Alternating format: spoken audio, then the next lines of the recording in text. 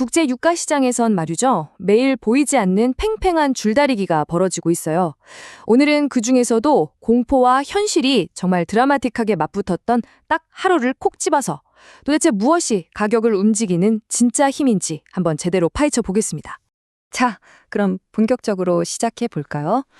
아니, 어떻게 이 원유라는 상품 하나가 단 몇 시간 만에 하늘 높은 줄 모르고 치솟았다가 또 언제 그랬냐는 듯이 바닥으로 곤두박질 칠 수 있는 걸까요?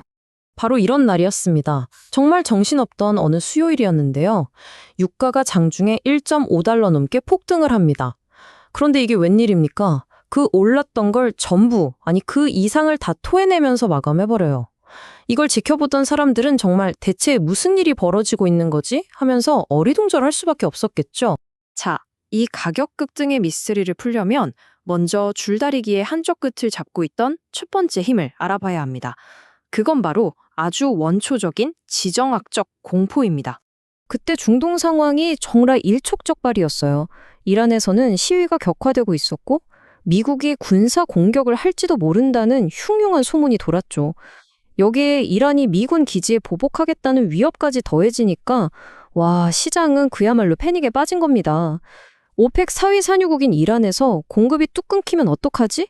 이 최악의 시나리오가 가격에 고스란히 반영되기 시작한 거죠. 바로 이럴 때 등장하는 개념이 지정학적 리스크 프리미엄이라는 건데요. 말이 좀 어렵죠? 쉽게 말해서 혹시 무슨 일 생길지 모르니 웃돈을 주고서라도 미리 사두자 하는 심리 때문에 붙는 가격이에요. 일종의 불안보험료 같은 거죠. 그런데 당시 이 보험료가 글쎄 끝도 없이 치솟고 있었던 겁니다. 자, 시티그룹 전문가들의 분석을 한번 보세요. 이들이 뭘 지적했냐면 진짜 문제는 당장 원유가 부족한 게 아니라는 거예요. 그럼 뭐냐? 바로 앞으로 부족해질지도 모른다는 그 공포 자체가 시장을 꽉 짓누르고 있다는 거죠. 핵심은 실체가 아니라 심리였던 겁니다.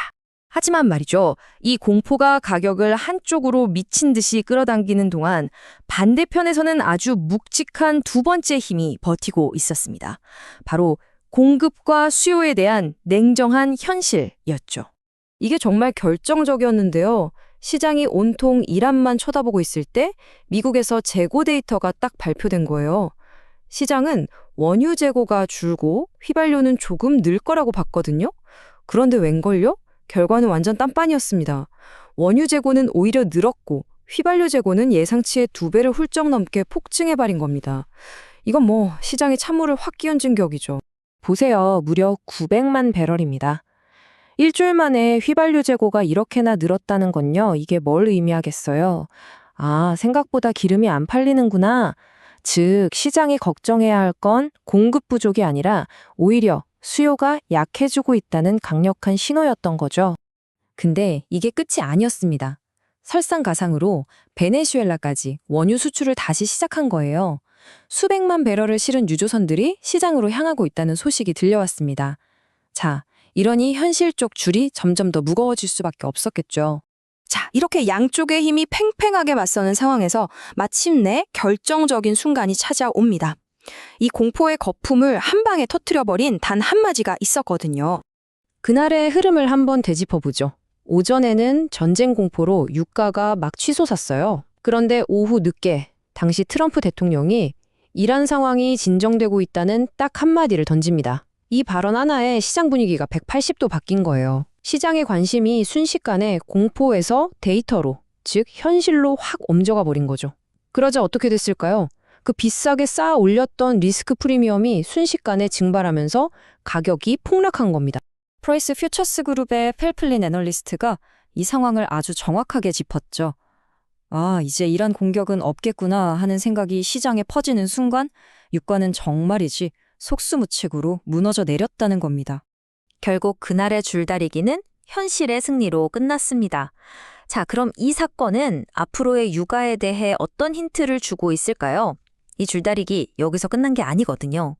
전문가들의 전망은 이렇게 좀 나뉩니다. 단기적으로, 그러니까 앞으로 한두 주 정도는 여전히 지정학적 뉴스 하나하나에 가격이 널뛰기를 할 거라는 거죠.